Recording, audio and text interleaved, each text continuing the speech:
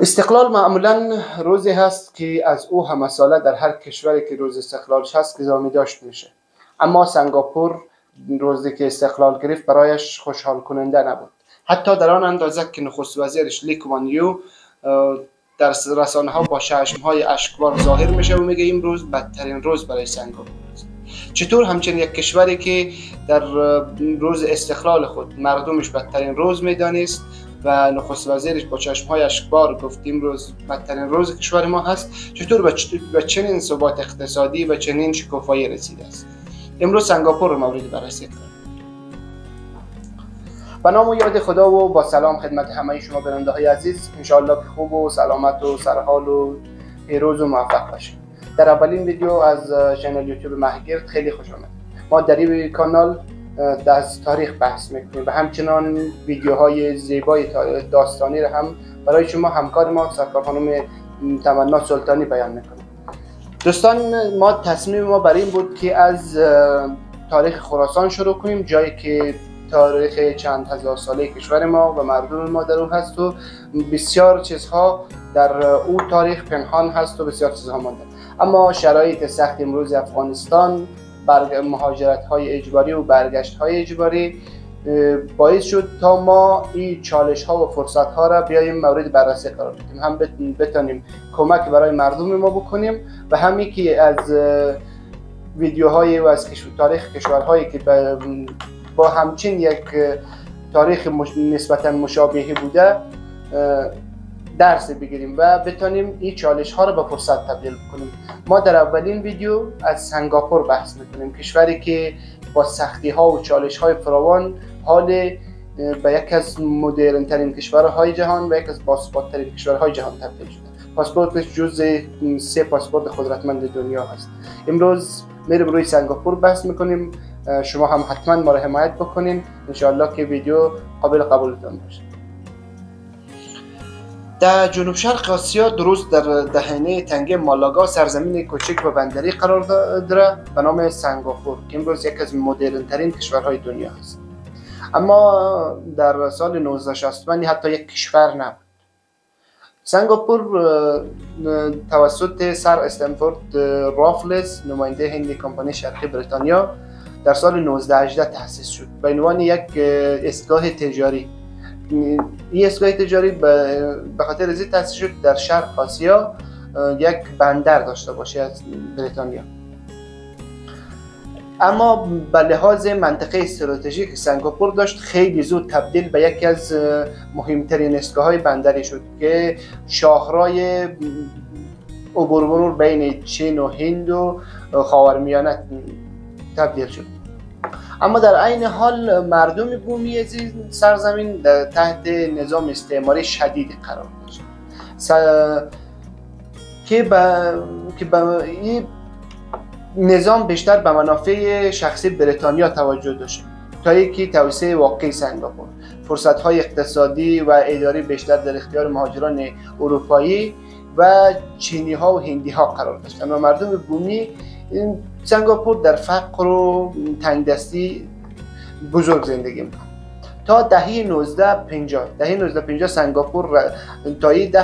سنگاپور رسما یک از مستعمرات بریتانیا بود، مستعمرات تام الاختیار بریتانیا بود که با فرمانداری انگلیسی و نیروهای زمینی تحت کنترل لندن اداره می‌شد. این گذشته استعماری همزمان باعث از این شد که این منطقه از لحاظ پایگاه‌های بندری و همچنان زیرساخت‌ها یک سری پیشرفت‌های را بکنه. پس از پایان جنگ جهانی دوم و جنبش‌های استقلال طلب در منطقه سنگاپور بالا گرفت و وقتی جنگ تمام شد، مردم در سراسر آسیا که توسط امپراتوری‌های بزرگ اروپایی تحت استعمار بود شروع به استقلال طلبی کردند و در سنگاپور نیز یک سری جنبش ها شکل گرفت که همهشان یک درخواست از این داشت که ما استقلال میخواهیم. اما خواست عمومی بیشتر به این بود که بریم به سمت استقلال و خودکفایی. تا اینکه در سال 1959 فشارهای فزاینده و زیاد بالای بریتانیا ایجاد شد که باعث از این شد بریتانیا قبول کنه تا یک خودمختاری را به سنگاپور بده. این خودمختاری را سنگاپور داشته باشه اما همچنان تحت نظر بریتانیا باشه تا اینکه مردم سنگاپور برای نخستین بار خودشان نخست وزیر خود را انتخاب کردن و حزب PAP که مخفف پیپلز اکشن پارتی میشه یا حزب اقدام مردم اداره میشه که امور داخلی سنگاپور را در دست گرفت. اما در همین سال 1959 سنگاپور حکومت داخلی پیدا کرد اما هنوز زیر پرچم بریتانیا، تا اینکه در سال 1963 سنگاپور تصمیم گرفت تا با کشور تازه استقلال یافته فدراسیون مالزیا یک جا شود. مالزیا در اون زمان یک فدراسیون داشت به نام فدراسیون مالزیا یاد می‌شد و از اینجا به بعد داستان به کلی تغییر کرد. اما هدف از اتحاد بود چه بود؟ چرا سنگاپور و مالزیا با هم متحد شدن و یک کشور شد؟ هدف از اتحاد برای سنگاپوری بود که از منابع بزرگتر مالزیا استفاده کنه تا پیشرفت بیشتر بکنه. اما برای مالزیا هم هدفی بود که سنگاپور یک بندر تجاری بسیار مهمه، ما از استفاده بکنیم. برای این هر دو این تو فکر میکرده که ما با هم بزرگتر میشیم. اما این اتحاد تنها 2 سال دوام آورد و بعد از 2 سال یک سری اختلافات و یک سری چالش های بسیار بزرگ ایجاد شد که باعث شد اینا با از هم جدا شدن و این چالش ها و این چیزها باعث شد تا این 2 تا کشور تازه به هم متحد شده از هم جدا شد. اول اختلافات نژادی و قومی.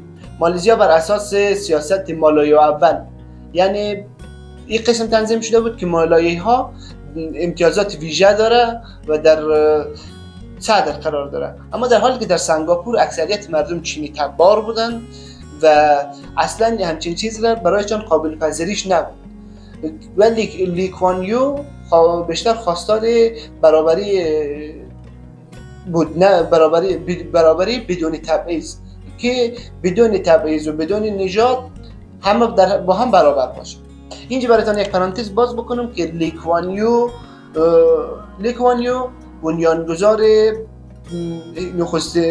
بنیانگذار حزب PAP و نخست وزیر افسانه سنگاپور بود که در سال 1923 در خانواده چینی تبار به دنیا آمده بود. لی کوان یو تحصیلات عالی خود در دانشگاه کمبریج بریتانیا به پایان رسانده بود، با آنکه لی کوان یو یک وکیل بسیار زبردست بود و میتونست به راحتی با کار وکالت در یک وضع خوب زندگی بکنه و با خانواده‌اش در رفاه در بریتانیا زندگی بکنه. اما لی کوان یو تصمیم میگیره که ما در همین راحتی زندگی نکنیم و به خاطر مردم خود وارد دنیای سیاست میشه تا مردم خود را نجات بده. لی کوان یو وارد دنیای سیاست میشه تا مردم خود را از فقر و تنگدستی نجات بده. در دهه 1950 او با بنیانگذاری حزب PAP یا حزب پیپلز اکشن پارتی در سنگاپور باعث از این میشه که مردم به جنبش های استقلال طلبی رو بیاره و از بریتانیا جدا شدن، یعنی از زیر نظر بریتانیا جدا شدن.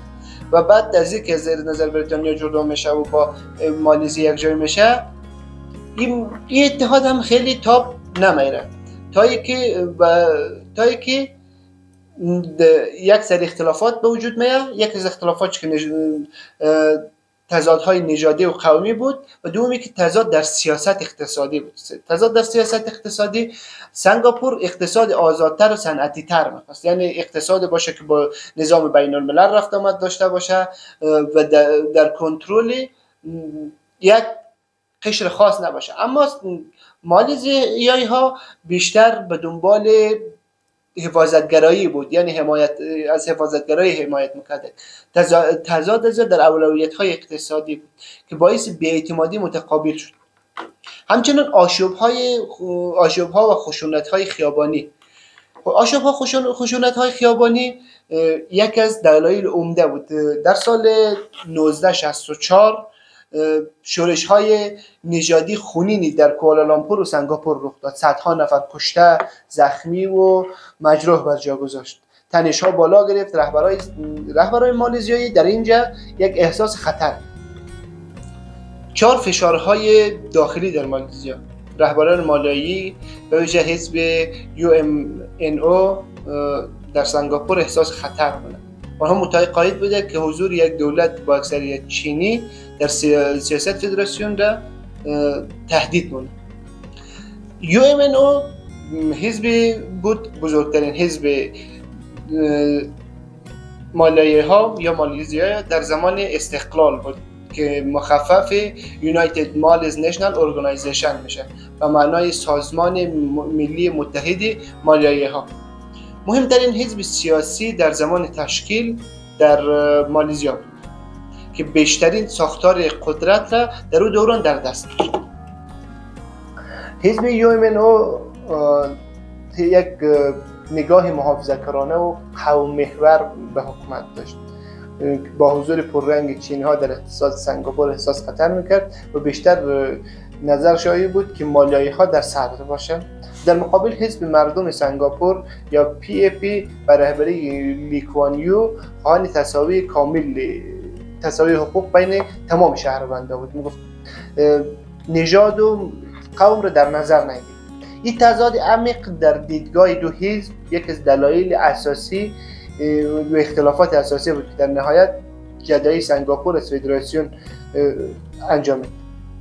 سال 1965 تصمیم تاریخی گرفته میشه. 9 آگوست 1965 اخراج رسمی سنگاپور از مالزیا اعلام میشه. در یک تصمیم بی سابقه پارلمان مالزیا به صورت رسمی رای میده که سنگاپور از فدراسیون جدا شد. نه همه پرسی، نه مذاکره، نه مصالحه، فقط اعلام یک طرفه که جدایی سنگاپور. حتی لی کوان یو که نخست وزیر سنگاپور هم از این تصمیم شوکه میشه. او در یک کنفرانس مطبوعاتی با چشمهای اشکبار میایه و میگه ما تمام زندگی خود را برای این اتحاد مالیایی ها صرف کردیم و حالا باید کشور خود را جدا ببینیم. این لحظه بسیار دردناک است. یک کشور کوچک بدون ارتش، بدون منابع و بدون حمایت بین المللی و تنها.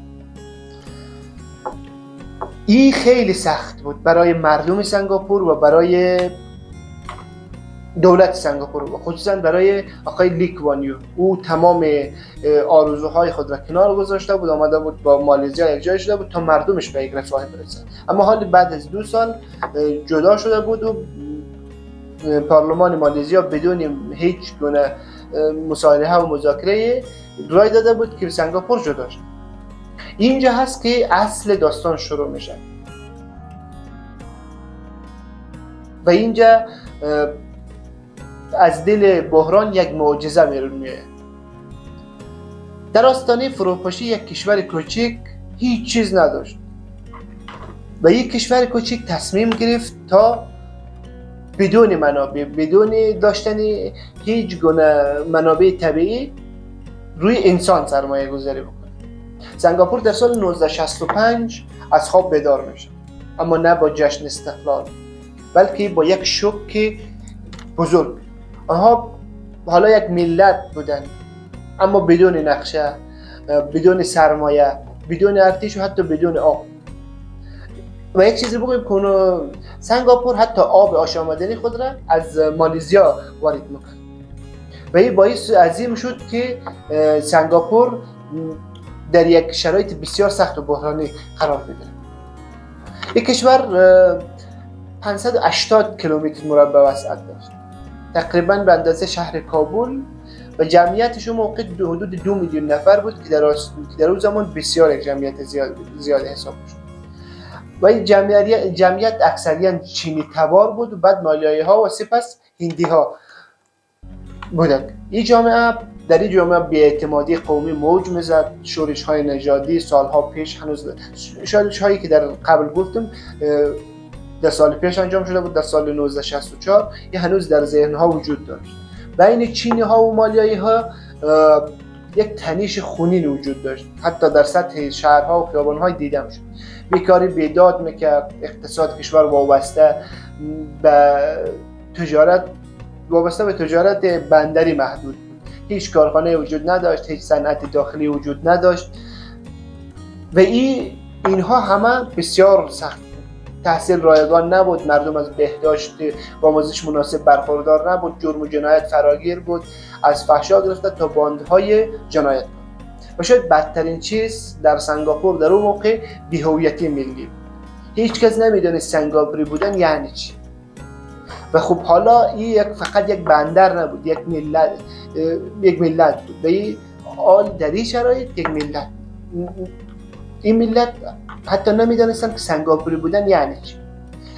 یعنی شرایط بسیار سخت بود، چند ملیتی، ملیت اکثریت چینی تبار و مالایایی هایی که اکثر بومی بودن، اما از لحاظ قدرت و از لحاظ نفوذ در سطح پایین تر قرار داشت. ولی لی کوان یو در این شرایط چی را دید؟ او فقط یک جمله گفت، یک جمله بسیار مهم. گفت ما هیچ چیزی نداریم، نه طلا، نه نفت، نه زمین، پس تنها منبع ما مردم ماست. و با همین نگاه بود که تصمیم گرفت روی مردمش سرمایه گذاری بکنه و مردم رو تبدیل به یک سرمایه بی‌رقیب بکنه. در اون شرایط در جهانی که همه کشورها با داشتن منابع طبیعی رقابت مونند، سنگاپور تصمیم گرفت روی انسان سرمایه گذاری بکنه. و این گونه بود که سنگاپور در آستانه فروپاشی وارد مرحله ساختن میشه. و این ساختن بر اساس 3 تا ستون اصلی انجام میشه. 3 تا ستون اصلی کدام ها هست؟ 3 تا ستون اصلی: نظم، آموزش و مبارزه با فساد. پایه های معجزه‌گر سنگاپور که کشور از فقر و خاک بلند کرد به یکی از بزرگترین کشورهای دنیا، کشوری که 580 کیلومتر مربع مساحت داره و اما حال یکی از بزرگترین کشورهای دنیا.